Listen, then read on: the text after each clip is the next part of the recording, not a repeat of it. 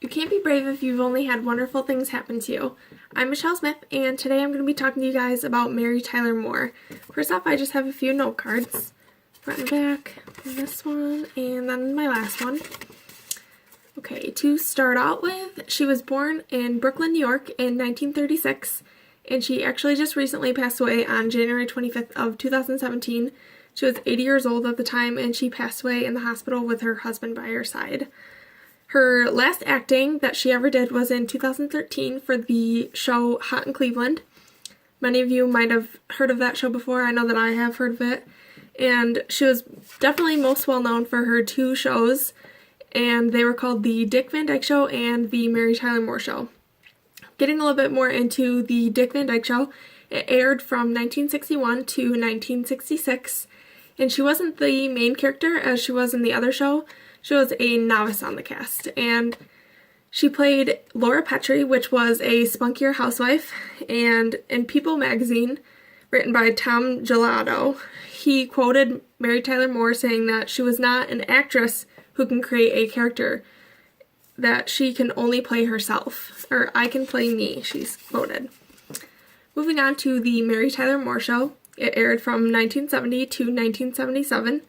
And it was a show that was known to be more risque. It was touching on topics that weren't as popular to talk about or known to talk about during that time. And she played a character named Mary Richards, who was the main character. She was the main role in the show. It was based around herself. And in People magazine, Tom Gelato had quoted that it was known not only for the flawless ensemble writing, but for focusing on a single woman, more interested in advancing her career than finding a husband. And like I said, at this time, that wasn't as known for. It wasn't known for a woman to be searching to find her pathway instead of, looking for a husband at the time. She was more focused on her career in the show, which was definitely risque for the time. Moving on, she had a challenging personal life, actually. A lot of people stated that they thought everything was fine because she was so known for her smile, but she definitely had a hard personal life and challenging one at that. Starting off with her first challenge was that she was actually a type 1 diabetic. She was a type 1 diabetic since she was diagnosed in 1969 when she was 33 years old, which is actually quite older because type 1 is juvenile diabetes, which is usually found in younger children from when they were born to probably, I'd say, like early 20s. Moving on, the second challenge that she definitely faced was her parents. So starting out when she was just a young girl, it was hard for her to find her way because she stated that her father was someone that was very hard to please and that she found that he wasn't someone that was accepting of her and her career or her goals that she wanted to accomplish. And as for her mother was an alcoholic, which I will talk about a little bit more in depth in a little bit. Third was her sister's death, which occurred in 1978. Her sister was only 21 years old at the time, so she was really young, and this was due to a drug overdose, actually. And following that was her son's death 2 years later, so she was going through a really hard time. In 1980, her 24-year-old son actually killed himself. He shot himself in the head, which, as anyone can only believe, was very hard on a mother for her son to do that to himself.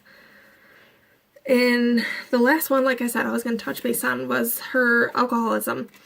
It was quoted by Lauren Wiseman that her mother was an alcoholic, which foreshadowed Moore's own struggles with alcoholism.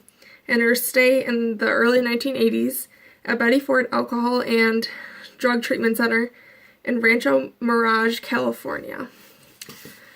So she went through a drug rehabilitation center and was mixed with an alcoholic rehabilitation center, and it was known to be foreshadowed from her mother's hard times when she was younger. Okay, and let's focus more on her achievements. Her achievements definitely came with her going through all these struggles. It seemed like it was something that was granted to her and something that she could really hold on to and be proud about. First off, I'd like to mention that she got a Tony Award in the year 1980, and she was granted Emmy Awards as well. She was definitely known and achieved a lot of recognition due to her acting and her shows that she was very well known for. And lastly, I would like to say that she was definitely deemed as a figure for many girls, even guys, but definitely women, as a public figure, as women's liberation. She was definitely someone to look up to in a lot of people's minds. And I would like to end this with saying that love and the life you've always wanted are out there for the taking, but you have to seize them for yourself. This was a quote by Alyssa Rosenberg, which wrote, "Mary Tyler Moore taught us all to face changing times with joy and spunk." Thank you for you guys' time, and I hope that you guys learned a little bit of something about Mary Tyler Moore.